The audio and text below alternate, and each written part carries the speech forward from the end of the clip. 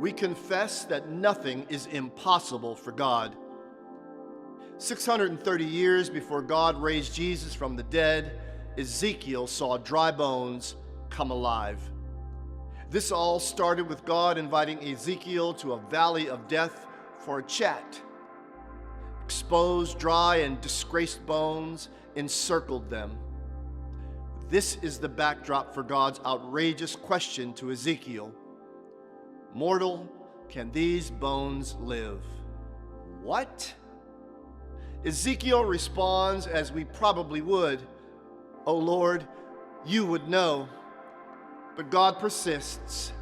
Speak to the dry bones, cause breath to enter them, and make them live.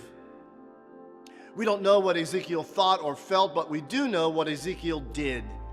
He spoke life to calcified death as God commanded.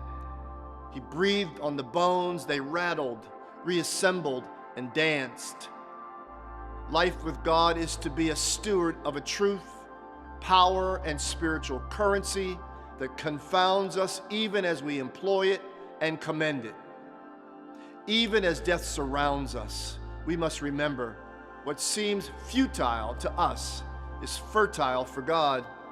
Life with God means knowing the data, tradition, and convention, and yet keep a space and nurture an expectation that God will intervene and reverse situations beyond what we can imagine.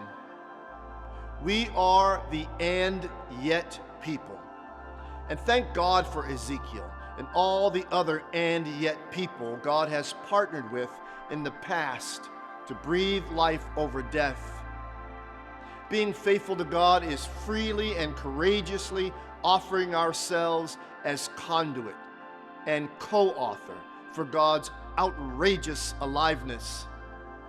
Ezekiel's people were defeated and lived under a repressive regime.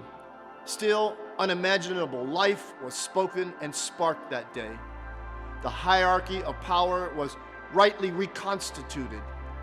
Some found hope where previously there was only despair. We don't have to know how or when God will intervene. We just have to confess that nothing is impossible for God.